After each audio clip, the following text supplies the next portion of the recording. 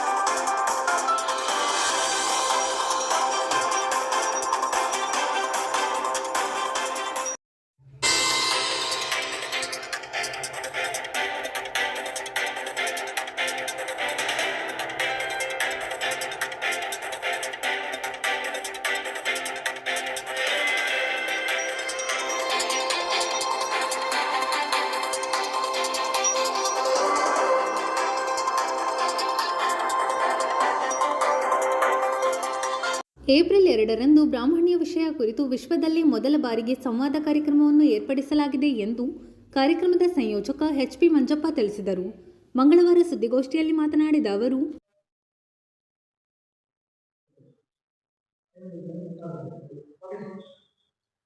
ಎಲ್ರಿಗೂ ನಮಸ್ಕಾರ. ನಾನು ಬ್ರಾಹ್ಮಣ್ಯ ಒಂದು ಜಾತಿ ಅಲ್ಲ, ಇದು ನಾಗರಿಕತೆಯ ಪರಾಕಾಷ್ಠೆ ಅನ್ನುವಂಥ ಒಂದು ಪುಸ್ತಕವನ್ನು ಬರೆದೆ. ಇದು ಒಂದು ವಿಶೇಷವಾದ ಕಲ್ಪನೆ. ಅರ್ಥಾತ್ ಇದುವರೆಗೆ ಇದ್ದಂತಹ ದೃಷ್ಟಿಕೋನಗಳು, ಕಲ್ಪನೆಗಳಿಗಿಂತ ವಿಭಿನ್ನವಾದಂಥ ಒಂದು ವಿಚಾರವನ್ನು ಇದರಲ್ಲಿ ಬೆಳಕು ಚೆಲ್ಲುವಂಥ ಒಂದು ಪ್ರಯತ್ನವನ್ನು ಮಾಡಿದ್ದೇನೆ. ಯಾವುದೇ ಪುಸ್ತಕಗಳಲ್ಲಿ ಉಲ್ಲೇಖ ಆಗದೇ ಇರುವಂತಹ ಬಹಳಷ್ಟು ಅಂಶಗಳನ್ನ ಇಲ್ಲಿ ಉಲ್ಲೇಖ ಮಾಡಿದೆ. ಅದಕ್ಕೆ ವೈಜ್ಞಾನಿಕ ತಳಹದಿ ಇದೆ, ಆಧ್ಯಾತ್ಮಿಕ ಚಿಂತನೆ ಇದೆ, ವ್ಯಾವಹಾರಿಕವಾದಂತಹ ಜ್ಞಾನ ಪರಿಕಲ್ಪನೆಗಳಿದೆ. ಹಾಗಾಗಿ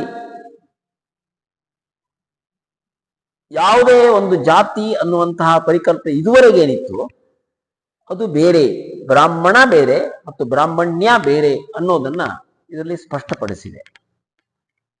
ಹಾಗಾಗಿ ಇದರ ಕುರಿತು ಒಂದು ದೊಡ್ಡ ಚಿಂತನೆ ಆಗಬೇಕು, ವಿಶ್ವಮಟ್ಟದಲ್ಲಿ ಚಿಂತನೆ ಆಗಬೇಕು. ಅದರ ಪ್ರಾರಂಭದ ಪ್ರಯತ್ನ ಸಾಗರದಲ್ಲಿ ಆಗಬೇಕು ಅನ್ನೋ ದೃಷ್ಟಿಕೋನ ಇಟ್ಕೊಂಡು ನಾಳೆ ಅರ್ಥಾತ್ 2ನೇ ತಾರೀಕು ಸಂಜೆ 6 ಗಂಟೆಯಿಂದ 7:30ವರೆಗೆ ಸಾಗರದ ಅಜಿತ್ ಸಭಾಭವನ ಸೇವಾ ಸಾಗರ ಶಾಲೆಯ ಆವರಣದಲ್ಲಿ ಒಂದು ಸಂವಾದ ಕಾರ್ಯಕ್ರಮವನ್ನು ಇಟ್ಕೊಂಡಿದೆ.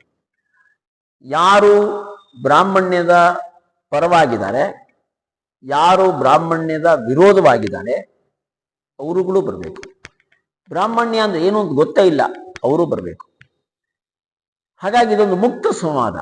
ಇಂಥವ್ರು ಬರಬೇಕು, ಇಂಥವ್ರು ಬರಬಾರದು ಹೇಳುವಂತ ಕಲ್ಪನೆಗಳೇ ಇಲ್ಲ. ಆದರೂ ಒಂದಷ್ಟು ಕೆಲವು ಸಂಘಟನೆಗಳು ಇದಕ್ಕೆ ಸಾಥನ್ನು ಕೊಟ್ಟಿದೆ.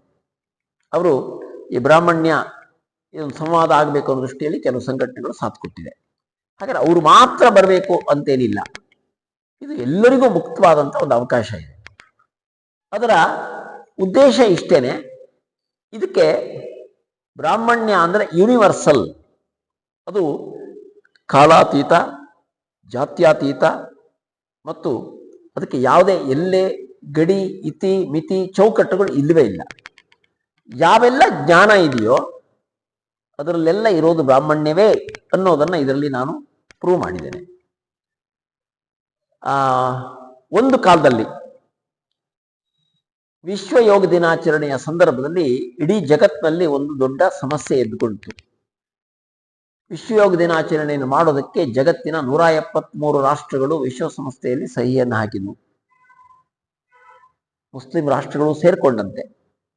ಆದರೆ ನಮ್ಮ ದೇಶದ ಮೌಲ್ವಿಗಳು ಅದನ್ನು ವಿರೋಧಿಸಿದರು. ನಾವು ಓಂಕಾರವನ್ನು ಹೇಳೋದಿಲ್ಲ, ಸೂರ್ಯ ನಮಸ್ಕಾರ ಮಾಡೋದಿಲ್ಲ, ಯೋಗ ದಿನಾಚರಣೆಗೆ ನಮ್ದು ವಿರೋಧ ಇದೆ ಅಂತ ಹೇಳಿದರು.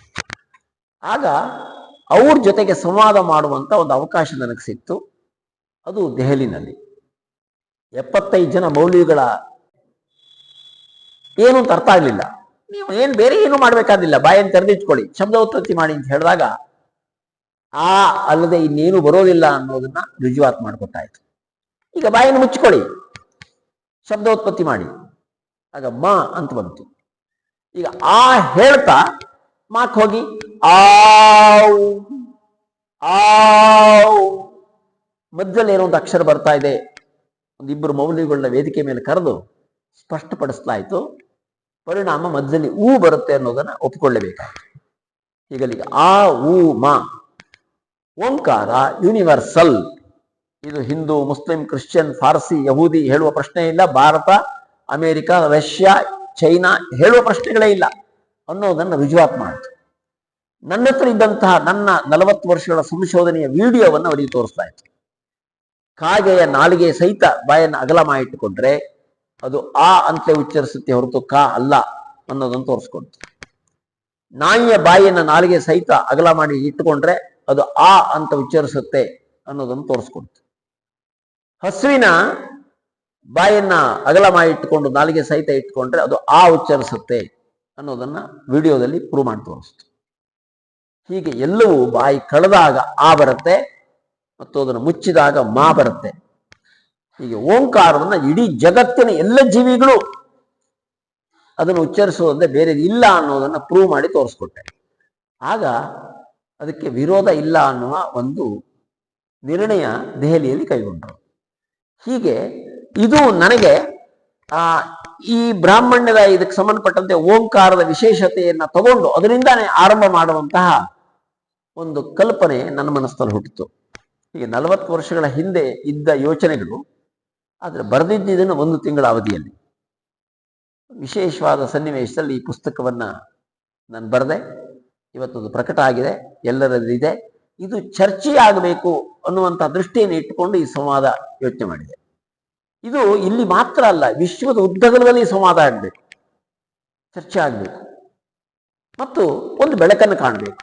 ನಾಗರಿಕತೆ ಬೆಳೆದಿದ್ದೇ ಅದು ಬ್ರಾಹ್ಮಣ್ಯದಿಂದ ಅನ್ನೋದನ್ನ ಪ್ರೂವ್ ಮಾಡಿದ್ದೇನೆ. ನಾಗರಿಕತೆ ಬೆಳಕು ಕಂಡಿದ್ದೇ ಇದರಿಂದ. ಈಗ ಸ್ಟೇಟಸ್ಕೋ ಬ್ರಾಹ್ಮಣ್ಯ ಬೆಳೀತಾ ಇಲ್ಲ, ಸ್ಥಿರವಾಗಿಬಿಟ್ಟಿದೆ. ಅರ್ಥಾತ್ ನಾಗರಿಕತೆಯೂ ಸ್ಥಿರವಾಗಿದೆ. ನಾಗರಿಕತೆ ಬೆಳಿಬೇಕು ಅಂತಾದ್ರೆ ಆಗ ಬ್ರಾಹ್ಮಣ್ಯ ಬೆಳಿಬೇಕು. ಇದು ಅಲ್ಲಿ ಇಲ್ಲಿ ಹೇಳುವಂತ ಪ್ರಶ್ನೆಗಳಿಲ್ಲ. ಯೂನಿವರ್ಸಲ್, ಇಡೀ ವಿಶ್ವಾದ್ಯಂತ ಈ ಬ್ರಾಹ್ಮಣ್ಯ ಅನ್ನೋದ್ರ ಬಗ್ಗೆ ಒಂದು ಪರಿಕಲ್ಪನೆ, ಒಂದು ಡೀಮ್ಡ್ ಟು ಬಿ ಯೂನಿವರ್ಸಿಟಿ ಆಗಬೇಕು. ಅದರೊಳಗೆ ಒಂದು ಋಷಿ ಪರಂಪರೆ, ಋಷಿ ಮುನಿಗಳು ತಯಾರಾಗಬೇಕು. ಈಗ ಯಾರು ಋಷಿ ಮುನಿಗಳು ತಯಾರಾಗ್ತಾ ಇಲ್ಲ. ಹಿಂದೆ ಸಾವಿರಾರು ಋಷಿ ಮುನಿಗಳು ನಮ್ಮ ದೇಶದಲ್ಲಿದ್ದರು, ಇವತ್ತು ಋಷಿ ಮುನಿಗಳೇ ಇಲ್ಲ. ಮತ್ತೊಮ್ಮೆ ಆ ಋಷಿ ಮುನಿಗಳ ಪರಂಪರೆ ನಿರ್ಮಾಣ ಆಗಬೇಕು ಅನ್ನೋ ಕಾರಣಕ್ಕಾಗಿ ಈ ಬ್ರಾಹ್ಮಣ್ಯವನ್ನ ಅದರಲ್ಲಿ ಆ ಅಂಶವನ್ನು ಉಲ್ಲೇಖ ಮಾಡಿದ್ದೇನೆ. ಅದು ಡೀಮ್ಡ್ ಟು ಬಿ ಯೂನಿವರ್ಸಿಟಿ ಸಿದ್ಧ ಆಗಬೇಕು. ಅದು ಜಗತ್ತಿಗೆ ಬೆಳಕನ್ನು ಕೊಡಬೇಕು. ಮತ್ತು ಜಗತ್ತನ್ನ ಒಂದು ಮಾಡೋದಕ್ಕೆ ಇದೊಂದು ಮಾತ್ರ ಸಾಧ್ಯ ಇದೆ. ನಮ್ಮಲ್ಲಿ ಒಂದು ಕಲ್ಪನೆ ಇದೆ, ಯಾವುದಾದ್ರೂ ಒಂದು ದೊಡ್ಡದು ಒಂದು ಚಿಕ್ಕದು ಹೇಳಬೇಕಿದ್ರೆ ಎಲ್ಲರೂ ಹೇಳೋದು ನಾವೇ ಶ್ರೇಷ್ಠ ಅಂತ ಹೇಳ್ತಾರೆ. ಆ ಶ್ರೇಷ್ಠ ಅಂತ ಹೇಳುವಾಗ ಸಹಜ, ಆದರೆ ಆ ಶ್ರೇಷ್ಠ ಅನ್ನೋದ್ರ ಬಗ್ಗೆ ಗೋಜಿಗೆ ಹೋಗದೆ ಅದರ ಎದುರುಗಡೆಗೆ ಒಂದು ದೊಡ್ಡ ಗೆರೆಯನ್ನು ಎಳೆದು ಬ್ರಾಹ್ಮಣ್ಯ ಅನ್ನೋದ್ರ ಬಗ್ಗೆ ಕಲ್ಪನೆ, ಎಲ್ಲರೂ ಬ್ರಾಹ್ಮಣ್ಯ ಉಳ್ಳವರೇ. ಜಗತ್ತಿನ ಎಲ್ಲ ಇಸಮ್ಗಳು, ಎಲ್ಲ ವ್ಯಕ್ತಿಗಳು ಬ್ರಾಹ್ಮಣ್ಯವನ್ನು ಹೊರತಾಗಿ ಇಲ್ಲವೇ ಇಲ್ಲ ಅನ್ನೋದನ್ನ ಇದರಲ್ಲಿ ಪ್ರೂವ್ ಮಾಡಿದ್ದೇನೆ. ಹಾಗಾಗಿ ವಿಶ್ವವನ್ನು ಜೋಡಿಸುವಂತಹ ಒಂದು ಯೂನಿವರ್ಸಲ್ ಲ್ಯಾಂಗ್ವೇಜ್ ಅದು ಬ್ರಾಹ್ಮಣ್ಯ ಅನ್ನೋದನ್ನ ಯೋಚನೆ ಮಾಡಿದೆ. ಹಾಗಾಗಿ ಈ ಸಂದರ್ಭದಲ್ಲಿ ತಾವೆಲ್ಲರೂ ಬರಬೇಕು, ಎಲ್ಲ ರೀತಿಯ ವ್ಯಕ್ತಿಗಳು. ಮೊದಲೇ ಹೇಳಿದೆ, ಬ್ರಾಹ್ಮಣ್ಯವನ್ನು ವಿರೋಧಿಸುವವರು, ಬ್ರಾಹ್ಮಣ್ಯವನ್ನ ಅದನ್ನ ಪ್ರತಿಪಾದಿಸುವಂಥವರು, ಬ್ರಾಹ್ಮಣ್ಯದ ಬಗ್ಗೆ 100,000 ಪ್ರಶ್ನೆಗಳಿದೆ ಹೇಳುವಂಥವ್ರು, ಎಲ್ಲರೂ ಈ ಕಾರ್ಯಕ್ರಮಕ್ಕೆ ಬರಬೇಕು. ಈ ಕಾರ್ಯಕ್ರಮ ಯಶಸ್ವಿಗೊಳಿಸಬೇಕು ಅಂತ ವಿನಂತಿ ಮಾಡ್ತಾ ಇದ್ದಾರೆ. ಇದು ಮಂಗಳವಾರದ ಸಮಗ್ರ ಸುದ್ದಿ. ನಿರಂತರ ಸುದ್ದಿಗಾಗಿ ನೋಡ್ತಾ ಇರಿ GNS ನ್ಯೂಸ್. ನಮಸ್ಕಾರ.